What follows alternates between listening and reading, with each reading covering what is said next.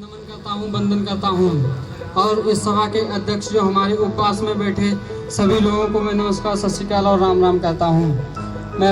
मुझे बात रखने का मौका दिया गया, इसके लिए मैं सभी का आभार करता हूँ। मैं शहीदों की नगरी शाहजहाँपुर से आया हूँ। शहीदों की नगरी शाहजहाँपुर, जहाँ से ठाकुर रोशन सिंह, अशफाकुल्ला खां और राम प्रसाद बिस्मिल जैसे क्रांतिकारी पैदा हुए थे, जिन्होंने काकोरी कांड जैसा इतिहास रचा था। और ये जो देश में हमारा भी आंदोलन चल रहा है, ये गोदी मीडिया और ये भाजपा वाले इस आंदोलन को तोड़ना चाहते हैं। वो इन किसानों को बता रहे हैं कि ये आतंकवादी हैं, ये खालिस्तानी हैं। मैं उन्हें बताना चाहता हूँ कि जब देश में खाद्यान्न की कमी थी, जब देश में अनाज की कमी थी, तब इस देश को इन किसानों ने ही अनाज और खाद्यान्न दिया। इस भूख को मिटाने का काम ये किसान ही करते हैं। मैं आपको बताना चाहता हूँ, जब देश 1947 में आज़ाद हुआ था, हमारी हालत बहुत नाजुक थी। 1962 में हमारा चीन से युद्ध हुआ था, उसके बाद 1965 में हमारा पाकिस्तान से युद्ध हुआ था। हमारी आर्थिक हालत बहुत ही कमजोर हो चुकी थी।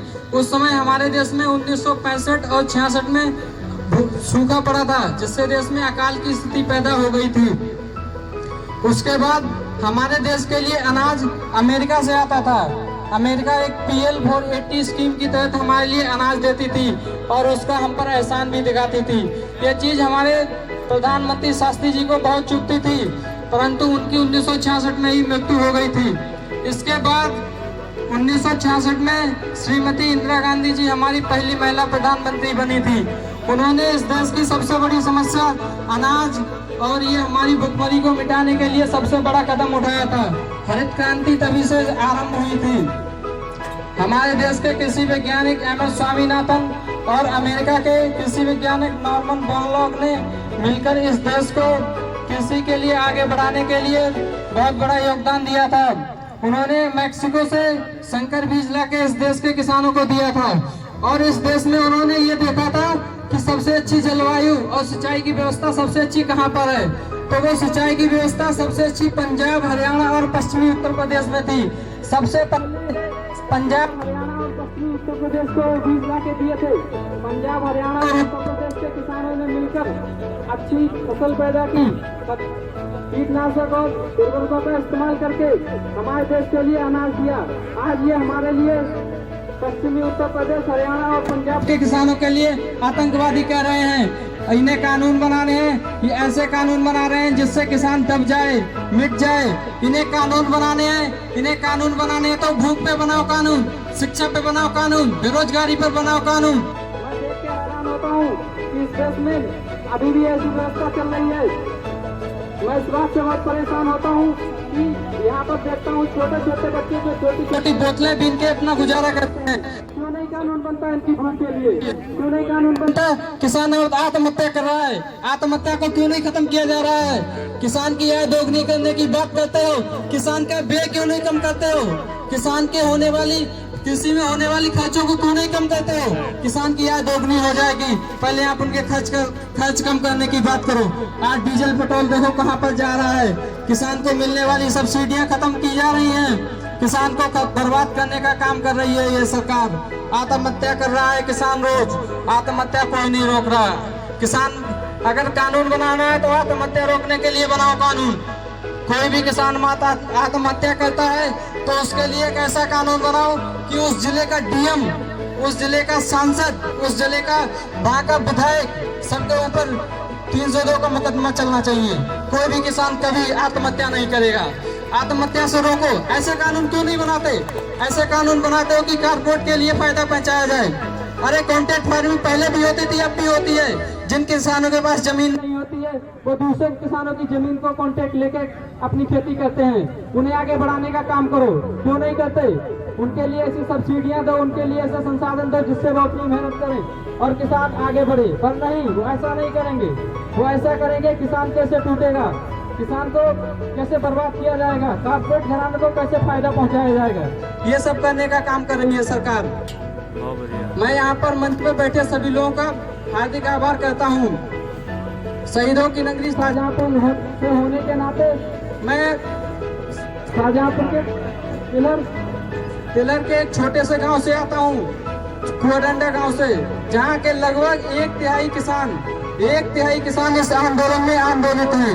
उन किसानों में सबसे ज्यादा हमारे किसान सरदार महेंद्र सिंह जो हमारे सामने बैठे हैं, सरदार अपार सिंह जी, इनका मैं हार्दिक आभार करता हूं, जिनकी वजह से सारे किसान यहाँ पर आते हैं और सब यहाँ पर आंदोलन में धरना में अपना सहयोग देते हैं। इसके लिए मैं इनका बहुत बहुत हार्दिक आभार और धन्यवाद देता हूँ। जय जवान जय किसान। मैं एक छोटी सी कविता भी लिख के लाया हूँ जो आप लोगों के सामने पेश करूंगा। इस कविता का मतलब ये कि जो भी आंदोलन चल रहा है हमारा, इस आंदोलन में अगर अभी भगत सिंह और महात्मा गांधी होते तो वो इसके लिए क्या कहते और कैसे कहते।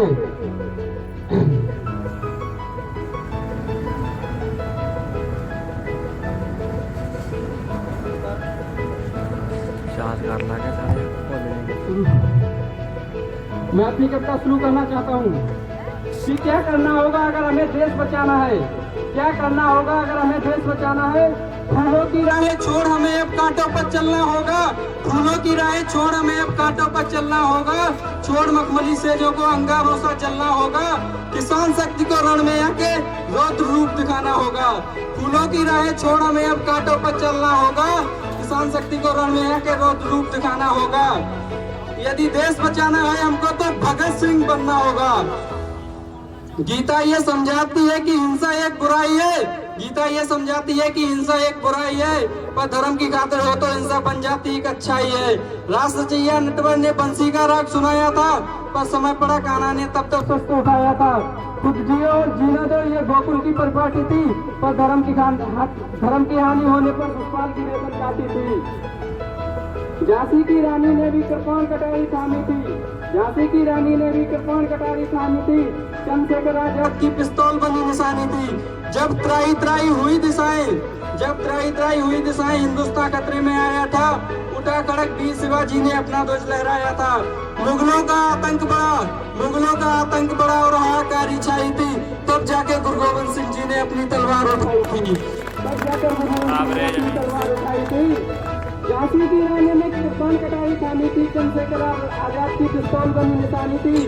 जब त्राही त्राही हुई निशाएं हिंदुस्तान खतरे में आया था, उठा कड़क वीर शिवाजी ने अपना ध्वज लहराया था।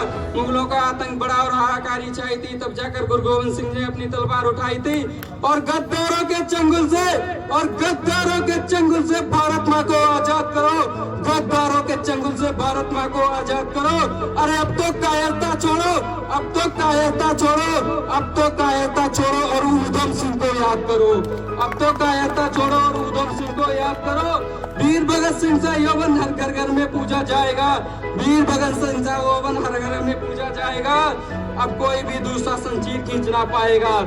जो बुजुर्गों ने करने को कहा, आया वही जमाना है कि लातों का भूत कोई कब बातों से कम माना है। गद्दारों अब दिन गिन लो, ये चीख चीख भूपिंदर कहता है। गद्दारों अब दिन गिन लो, ये चीख चीख भूपिंदर कहता है। छोटे से सीने में एक भगत सिंह भी रहता है, छोटे से सीने में एक भगत सिंह भी रहता है। जय चंदों की पूजा से भगवान नहीं हो जाओगे, जय चंदों की पूजा से भगवान नहीं हो जाओगे, हनुमान नहीं हो जाओगे, बस नमो नमो जप लेने से हनुमान नहीं हो जाओगे। भारत माँ के वीर पुत्र को, भारत माँ के वीर पुत्र को भारत माँ का कहना था, भारत माँ के वीर पुत्र को भारत माँ का कहना था।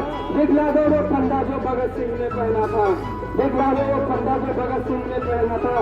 सच कहते मैं मर जाऊं, सच कहते मैं मर जाऊं, पर सच्चाई को बोलूंगा, सच कहते मैं मर जाऊं पर सच्चाई को बोलूंगा।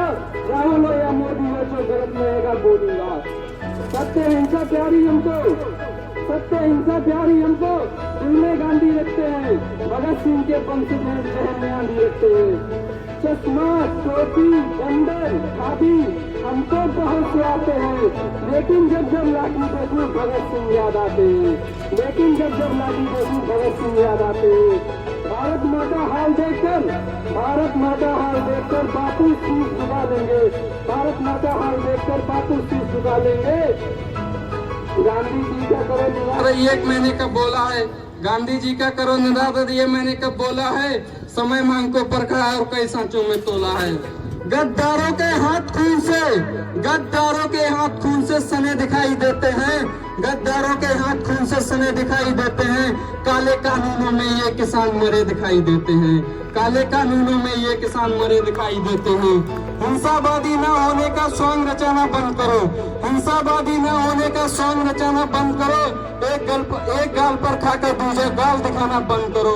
गांधी जैसी रूहों ने जो देखा इन गद्दारों को, गांधी जैसी रूहों ने जो देखा इन गद्दारों को, बापू खुद बोलेगा लाठी लेकर मारो सालों को, बापू खुद बोलेगा लाठी लेकर मारो सालों को। क्योंकि जब हद की हद हो जाती है, क्योंकि जब हद की हद हो जाती है, पानी कैसे जाता है, पानी कैसे जाता है, तब अच्छे से अच्छा गांधी भी भगत सिंह बन जाता है, अच्छे से अच्छा गांधी भी भगत सिंह बन जाता है। भारत माता की जय, इंकलाब जिंदाबाद, इंकलाब जिंदाबाद, किसान एकता जिंदाबाद, किसान एकता जिंदाबाद। जय हिंद, जय भारत।